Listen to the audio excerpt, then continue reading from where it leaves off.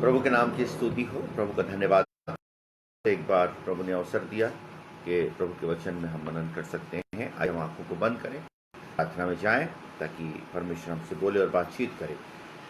स्वर्ग में विराजमान अति करुणा में परमेश्वर पिताजी, हम आपके बेटे प्रभु यीशु मसीह के नाम से आपके चरणों में आते हैं। धन्यवाद धन्यवाद देते खुदावन, आज तक आपने हमें जीवितों के मध्य में रखा है। धन्यवाद देते खुदावन, ऐसी प्रभु जी प्रतिकूल परिस्थिति में आपने अब तक संभाला है पिताजी। कितने लोग नाना प्रकार की पीड़ाओं में हैं और खुदावन संकट में है, सकेती में है, लेकिन आपने हमें बचाया है और एक बार फिर से अवसर दिया कि हम आपके चरणों में बैठ सकते खुदावन, और आपके चरणों में आपके निकट आनंद की भरपूरी है। हम आपका धन्यवाद करते हैं। आपके निकट आनंद है, आपके निकट शांति है, आपके निकट निश्चिंतता है प्रभु। धन्यवाद देते खुदावन। पवित्र आत्मा परमेश्वर पूरा कब्जा नियंत्रण हम चाहते हैं पिताजी। हम में से प्रत्येक को प्रभु जी सुनने वाला हृदय दीजिएगा, ग्रहण करने वाला हृदय दीजिए, सुनने वाले कान दीजिए स्वामी खुदावन, ताकि हम पवित्र आत्मा की सुन सकें और जब आप हमसे बोलें तब उसे हम ग्रहण कर सकें। हमारे हृदय को आप पवित्र करें, शुद्ध करें और अपने योग्य बनाएं सारे प्रकार की रुकावट, बाधा और शैतान की युक्तियों से और तमाम प्रकार के वचन को चुराने वाली तमाम प्रकार की ताकतें और खुदावन उसके षड्यंत्रों से बचा के रखें। पूरा नियंत्रण आपको देते हैं पवित्र आत्मा परमेश्वर। दया करें यीशु प्रभु के नाम से, आमीन। प्रभु के नाम की स्तुति करते हैं। हम लोग जैसे फ्राइडे को हमारी स्टडी चल रही है स्पिरिचुअल वारफेयर, और हमने बहुत सी चीज़ों को देखा था कि ये युद्ध के बारे में हमने जाना कि नो द बैटल किस प्रकार का युद्ध है। और जैसे हमने जाना था कि ये मांस और लहू से हमारा युद्ध नहीं है, परंतु दुष्टता की आत्मिक सेनाओं से है जो आकाश में है। और हमने ये देखा था कि शैतान का फिर उसकी कैरेक्टर कैसा है, कितने नाम से वो जाना जाता है। प्रभु यीशु मसीह ने क्या नाम दिया। बाइबल बताती है कि शैतान के बारे में बहुत बार हम सोचते हैं, परंतु बाइबल जो है वो बहुत ही विस्तृत तौर पर शैतान की डेफिनेशन को या उसकी पर्सनालिटी को हमें बताती है, और हमने उसको जाना है, हमने सीखा है पिछली शिक्षाओं में, और हमने ये जाना है कि कैसे हाउ सैटन वर्क्स, कैसे वो कार्य करता है और किस रीति से हमने ये जाना था कि वो पहले अपनी ओर आकर्षित करता है, फिर उसके बाद ऑब्सेस करता है, पोजेस करता है, कंपेल करता है, हरास करता है और हमें डिफाइल कर देता है, और फिर लास्टली हमें वो एनस्लेव कर देता है, हमें वो गुलाम बना लेता है। सो आज हम लोग ये शिक्षा पाने के लिए हमने सोचा था, यद्यपि लॉकडाउन हो गया इसलिए घर में ये शिक्षा मैं दे रहा हूँ, और प्रभु चाहेगा तो हम आमने सामने भी इस बात को हम सीखेंगे। परंतु आज हम लोग इस बात को पढ़ने वाले थे कि 10 डोर्स वी ओपन फॉर सैतान। हम शैतान के लिए उन तमाम दरवाज़ों को खोल देते हैं। वो 10 दरवाजे कौन से हैं? क्योंकि आप मेरे साथ निकालिएगा 2 कुरिन्थियों 2 अध्याय उसका 11 वचन ऐसा कहता है कि शैतान का हम पर दांव न चले, क्योंकि हम उसकी युक्तियों से अनजान नहीं। जी हाँ, यहाँ पर पौलुस कहते हैं कुरिन्थियों की पत्री को कि शैतान का दांव हम पर न चले, कि हम उसकी युक्तियों से अनजान नहीं। अर्थात प्रत्येक को यह आवश्यकता है कि वो शैतान की युक्तियों को समझ सके, जान सके, तभी उसका दांव हम पर नहीं चलेगा। और चूंकि हम उसकी युक्तियों को जानते हैं, क्योंकि प्रभु का वचन और पवित्र आत्मा हमें बताता है, पहले बताता है कि किस रीति से शैतान हमारे जीवन में कार्य करता है और कैसे कैसे कहाँ पर हम उसे रोक सकते हैं। सो यहाँ पर लिखा है पौलुस ने कि हम उसकी युक्तियों से अनजान नहीं हैं, हम वेल अवेयर हैं, हमको जानना है। और एक और वचन में लिखा हुआ है इफिसी 4 और उसका 27वां वचन में प्रभु का वचन में ऐसा लिखा हुआ है, इफिशियंस 4 और उसका 27 वर्ष, उसमें लिखा और ना शैतान को अवसर दो, और ना शैतान को अवसर दो। इसका मतलब हम ही उसे अवसर देते हैं, तब वो हमारे जीवन में कार्य कर सकता है। अदरवाइज एक प्रभु के जन को, एक विश्वासी को शैतान किसी रीति से परेशान नहीं कर सकता, but we give him chance. So हमको ये देखना पड़ेगा कि कैसे हम उसको चांस देते हैं और कहाँ पर हम चांस देते हैं। क्योंकि जब तक हम उसको, शैतान को अगर रिस्ट्रिक्ट किया जा सकता है, अगर रोका जा सकता है, तो उसके लिए एक ही तरीका है कि हम उसे अवसर ना दें, हम उसे चांस ना दें, क्योंकि यीशु मसीह ने जैसे कहा कि देखो संसार का सरदार आता है और उसका मुझ में कुछ भी नहीं है, उसका कोई भाग मेरे जीवन में नहीं है। सो व्हेनेवर जब कभी हम शैतान की कोई भी चीज़ों को हमारे भीतर रखते हैं तो वो हमारे भीतर आ सकता है। जैसे हमने पुराने समय में अनुभव में देखा था, जाना था कि शाऊल के अंदर से पवित्र आत्मा निकल गई और एक लिखा एक दुष्ट आत्मा परमेश्वर की ओर से उसे सताता था। लेकिन अगर आप ठीक से अध्ययन करेंगे तो पता चलेगा कि परमेश्वर ने उसको आदेश नहीं दिया, परंतु परमेश्वर ने अपनी बाड़े को हटा दिया और ऑलरेडी अनज्ञाता के कारण से शाऊल के अंदर में वो संभावनाएं बन गई, वो द्वार बन गया, वो जगह बन गई ताकि शैतान वहां पर आ सके, पोजेस कर सके। और धीरे से हम देखते हैं कि आखिरी में शाऊल जो है पूरी से उस पोजेस हो गया और आखिरी में उसने यहाँ तक चुना हुआ अभिषिक्त परमेश्वर के द्वारा एक चुना हुआ राजा, सबसे पहला राजा इस्राएलियों का, वो भी अंत में दुष्टात्मा ग्रसित होकर के उसने यहाँ तक कि उसने अपने प्राणों को भी खत्म कर दिया।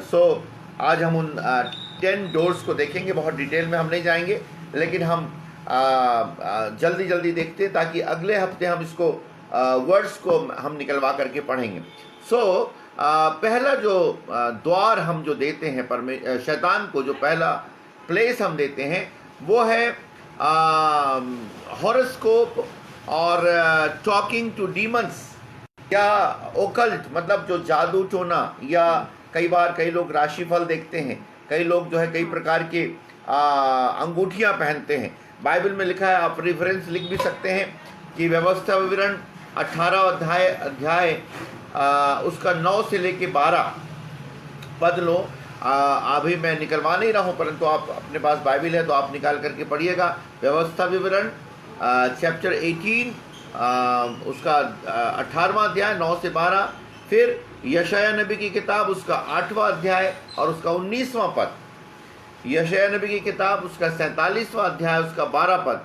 और ऐसे बाइबल में बहुत सी जगह लिखा हुआ है कि जहाँ पर लोगों ने सूर्य और चंद्रमा की आराधना की, उनसे उनकी प्रशंसा किया, या उसके द्वारा से जो हॉरोस्कोप है या जो नक्षत्र को मानने वाले लोग हैं, ज्योतिष को मानने वाले लोग हैं, ये जब हम इस पर विश्वास करते हैं या इनके पास हम जाते हैं तो समझ लीजिएगा कि हम परमेश्वर को छोटा मानते हैं और हम परमेश्वर को कहीं ना कहीं शोकित कर देते हैं, और हम हमारा भरोसा इन तमाम चीज़ों पर जिनको परमेश्वर ने बनाया है, सूर्य को, चंद्रमा को, सारी चीज़ों को, हाथ की रेखाओं को हमारे परमेश्वर ने बनाया है। इसका मतलब हम परमेश्वर पर विश्वास भरोसा ना करके हम उन बातों पर भरोसा करते हैं। जब हम इनके पास जाते हैं तो नेचुरल तरीके से हम कहीं ना कहीं शैतान के लिए द्वार को खोलते हैं। That is the first point. पहला जो पॉइंट है वो ये है। किसी भी ऐसी शिक्षाओं में जाना जो परमेश्वर के वचन के विरुद्ध में है, जो अन्य तरीकों से आपके भविष्य के बारे में बताते हैं, नंबर 1। एंड नंबर 2, दूसरी बात जो है वो है बहुत ही छोटी बात आपको लगेगी, परंतु ये बाइबल में ऐसा लिखा हुआ है और स्टडी करके इस बात को जाना जा सकता है कि दूसरा जो पॉइंट है वो है अपने माता पिता का अनादर करना, डिसरिस्पेक्टिंग टू योर पेरेंट्स। अपने माता पिता का अनादर करना। अगर आप इसको पढ़ें तो नीति वचन 30वां अध्याय उसका 17वां वचन, नीति वचन 20 और उसका 20 वचन, व्यवस्था विवरण उसका 5वां अध्याय 16 वचन, ये 3 रेफरेंस है। व्यवस्था विवरण 5वां अध्याय उसका 16 वचन, नीति वचन 30 उसका 17वां और नीति वचन 20 का 20 वचन। जब हम अपने माता पिता का अनादर करते हैं तो भी हम कहीं ना कहीं डिमोनिक इन्फ्लुएंसेस के लिए द्वार को खोल देते हैं, और ये परमेश्वर को पसंद नहीं है, परमेश्वर को अच्छा नहीं लगता, और कहीं ना कहीं परमेश्वर की उस सुरक्षा के बारे से हम बाहर आ जाते हैं। नंबर 2। नंबर 3, तीसरी जो बात है वो है इनजस्टिस टू वीक। कमज़ोर लोगों के ऊपर जब हम अत्याचार करते हैं। जी हाँ, कई बार ऐसा हमको समझ में नहीं आता है और अननोइंगली या अनजाने में या इनडायरेक्टली अप्रत्यक्ष रूप से हम कमज़ोर वर्ग के ऊपर में अत्याचार करते हैं, अपने वर्कर्स के ऊपर में, या हमारे जो अंडर में काम करते हैं उनके लिए, या कोई गरीब लोगों के लिए। या याकूब में कल मैं पढ़ रहा था कि जब तुम्हारे पास कोई सोने का छल्ला पहना हुआ कोई व्यक्ति आता है तो तुम उसको कहते हो कि तुम आकर के यहाँ बड़े आदर के साथ उसे बिठाते हो, और जब कोई मैला कुचैला कपड़ा पहन करके तुम्हारे आराधनालय में आता है तुम कहते हो यहाँ पर बैठ, तेरी ये जगह है। और तब वहाँ पर लिखा है क्या तुम्हारे पास जो विश्वास है वो पक्षपात सहित नहीं है। इसलिए इन बातों में भी हमको बहुत ध्यान देना है कि कमज़ोर वर्ग को अगर हम शोषित करते हैं तो कहीं ना कहीं शैतान के लिए या उसके कार्यों के लिए हम द्वार को खोल देते हैं। इनजस्टिस टू वीक, आप रेफरेंस लिख लीजिएगा, प्रोवर्ब 23 चैप्टर उसका 10वां और 11वां वचन, नीति वचन 23, 10 और 11, नीति वचन 14 उसका 31 वचन, और निर्गमन 22 उसका 21 से 24। आप इसको घर में निकाल करके पढ़िएगा। ओके, और तब चौथा पॉइंट हम देखेंगे कि व्यभिचार का जो पाप है या गलत रीति से इन कार्यों में लिप्त होना, गलत प्रकार का संबंध, लस्ट, ये तमाम चीजें जब हमारे जीवन में, ये सबसे घृणित पाप, इसको परमेश्वर ने कहा है कि इस पाप में न केवल हमारा शरीर इन्वॉल्व होता है परंतु पूरी आत्मा भी इन्वॉल्व होती है। और इसलिए प्रभु कहता है कि तू इसी आत्मा को परमेश्वर के साथ जोड़ करके इसी शरीर को या पूरे जीवन को या आत्मा को तू दूसरे के साथ अटैच करता है या इन्वॉल्व करता है। सो ये जो व्यभिचार है, ये एडल्ट्री है, ये परमेश्वर की दृष्टि में अत्यंत घृणित है और इससे हमको बच करके रहना है। रोमियो उसका पहला अध्याय उसका 26 और 27 वचन में आप इसको पढ़ सकते हैं। रोमन्स चैप्टर 1 26 to 27, इसमें आप को खुल करके लिखा है। ये दो प्रकार का, एक तो शारीरिक व्यभिचार है और एक आत्मिक व्यभिचार है। बाइबल बहुत सी यशाया में, यर्मिया में, यहेजकेल में हम आत्मिक व्यभिचार के बारे में देखते हैं। जबकि इस्राएल के लिए प्रभु ने कहा ये मेरी दुल्हन है, मेरी पत्नी है, लेकिन उसने अपने पति को छोड़ दिया है और दूसरे लोगों के साथ इन्वॉल्व हो गए। सो एक शारीरिक व्यभिचार और दूसरा एक आत्मिक व्यभिचार पाया जाता है बाइबल में जो बताता है। और वो आत्मिक व्यभिचार जो है वो परमेश्वर को ना मान करके, परमेश्वर को अनादर करके हम दूसरे तरफ मन लगाते हैं, संसार की तरफ, शरीर की तरफ, पैसों की तरफ, अधिकार की तरफ, या किसी भी रीति से हम इन्वॉल्व होते हैं। सो ये दूसरे प्रकार का पाप है, दैट इज अननेचुरल सेक्स या वासना जो है वो फोर्थ पॉइंट है।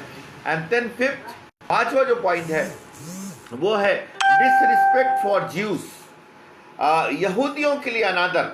आपको शायद मालूम नहीं होगा परंतु परमेश्वर की इच्छा है कि प्रत्येक विश्वासी यहूदियों का आदर करे और वो चाहता है। इसलिए तो दाऊद ने कहा कि अगर किसी रीति से मैं यरूशलेम को भूल जाऊं तो मेरे जीवन मेरी जीव तालू से चिपक जाए। यहाँ पर डिसरिस्पेक्ट ऑफ फॉर ज्यूज, साम 137 5 to 6, 5वां और 6वां वचन, भजन संहिता 137 आप घर में पढ़िएगा। इसलिए प्रभु चाहता है कि हाँ, प्रतिदिन हर एक विश्वासी को यहूदियों के लिए प्रार्थना करना है, क्योंकि वचन में लिखा है अगर उनका छोड़ दिया जाना, उनका त्याग दिया जाना तुम्हारे मिलाप का कारण हुआ तो उनका चुन लिया जाना तुमको कितनी आशीष देगा। यस, हमको ध्यान रखिएगा कि हम जो है ओरिजिनल पौधे नहीं, हम जंगली पौधे हैं, परंतु हम उन यहूदियों के साथ साटे गए हैं। यस, ओके, इसलिए डिसरिस्पेक्ट फॉर ज्यूस, ये पांचवा पॉइंट है। छठवां पॉइंट मैं आपको बताना चाहता हूँ, 6 जो पॉइंट है, दैट इज किसी भी प्रकार की ऐसे ऑब्जेक्ट को, ऐसी वस्तु को जो शैतान के हाथों में सौंप दी गई है या डिमोनिक यूज के लिए, उसको जादू टोने के लिए इस्तेमाल किया जाता है, कोई भी ऑब्जेक्ट हम उसको घर में लाते हैं या उनको घर में रखते हैं। इन दिनों में बहुत सी चीज़ें ऐसी दुकानों में मिलती है जो बोला जाता है मैडम इसको रखिए तो इससे घर में शांति आएगी, इससे घर में समृद्धि आएगी। अगर वो किसी रीति से डिमोनिक यूज के लिए यूज किया गया है तो उसको किसी रीति से घर में लाना नहीं, उसको बोलते हैं अकर्स थिंग। बाइबल में लिखा हुआ है अर्पण की भी वस्तुएं, यहोशू 7 और उसका 12वां वचन में, अर्पण की भी वस्तुओं को अगर हम अपने घर में लाते हैं, अर्पण की मतलब जिन वस्तुओं को परमेश्वर के लिए नष्ट कर देना है, खत्म कर देना है, उन चीज़ों को हम किसी रीति से अपने घर में ना लाएं। यस, सो ये 6वां पॉइंट है। 7वां पॉइंट है, 7वीं जो भाग है वो है स्टीलिंग एनीथिंग। जकरिया उसका 5वां अध्याय 4था वचन।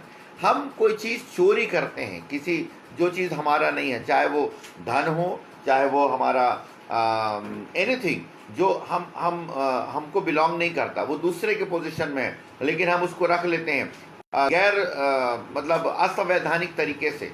परमेश्वर की दृष्टि में वो ठीक नहीं है। जिस पर मेरा अधिकार नहीं है, चाहे वो गाड़ी हो, चाहे वो घर हो, जो मुझे मतलब मैं उसको नहीं ले सकता कानून से या सही तरीके से, अगर मैं उस पर जबरदस्ती करके लालच करता हूं और चुरा करके रख लेता हूं, तो ये परमेश्वर के लिए बहुत घृणित है। और हम ऐसा करके शैतान को कहीं ना कहीं अवसर देते हैं। फिर हम कितनी भी प्रार्थनाएं करें, फिर हम कहीं भी जाएं, इसको जाएं, इसके पास जाएं, उसके पास जाएं, फिर हम क्रूस लगाएं, फिर हम यीशु का लहू प्रार्थना करके, तेल पर प्रार्थना करके अपने घर में छिड़के या लगाएं, उससे कोई फ़ायदा नहीं है, क्योंकि कहीं ना कहीं हमने शैतान को आमंत्रण दे दिया है कि वो कहीं ना कहीं हमारे जीवन में आए।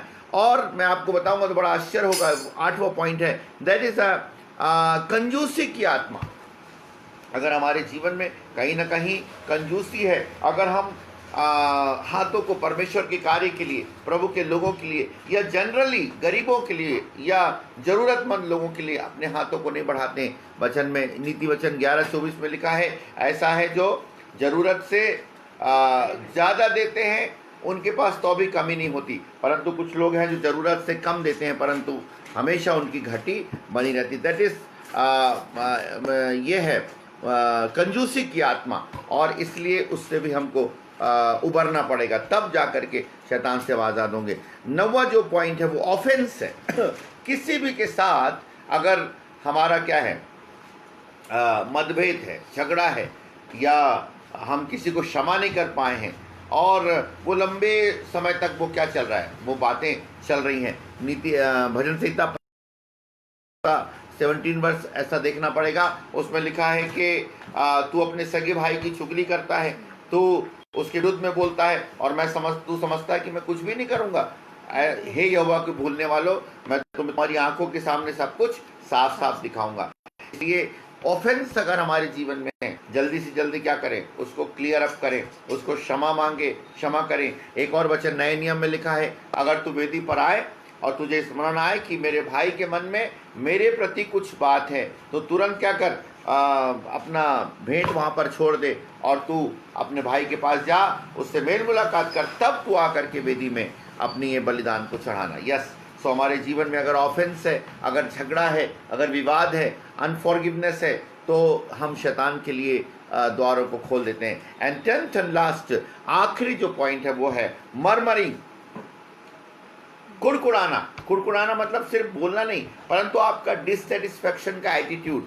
कई लोग हमेशा बोलते हैं, क्या बताएं भाई, हमारे पास तो पैसा नहीं है, अरे हम लोग तो गरीब लोग हैं, अरे हम तो लोग हमारी सहायता नहीं करते, अरे हम तो ऐसे लोग हैं, चर्च में कोई हमको ध्यान नहीं देता, हमको तो कोई पूछने वाला नहीं। ये जो मरमरिंग जो हमारे जीवन में है, ये क्या बोलना चाहिए, कुड़कुड़ाने वाली जो आत्मा, ये बहुत ही बुरी आत्मा है। गिनती में जब आप पढ़ेंगे, गिनती 14 और 26 से 34 पढ़िएगा, वहाँ पर लिखा है कि पुरुष लोग भी क्या करने लगे, रोने लगे कि प्रभु हमें यहाँ कहाँ लेके आया। और यहोवा को ये बात बहुत बुरी लगी, ऐसा लिखा, यहोवा को ये बात बुरी लगी, और यहोवा ने कहा कि इनको मैं क्या करूँगा, नष्ट कर दूंगा।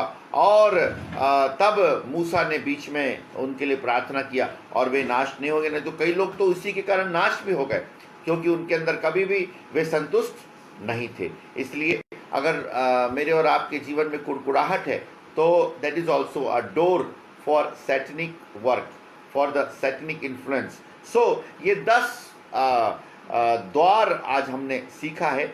यद्यपि बहुत जल्दी मैंने बोला, क्योंकि इसको आपको शॉर्ट में एक मैसेज मिल जाए।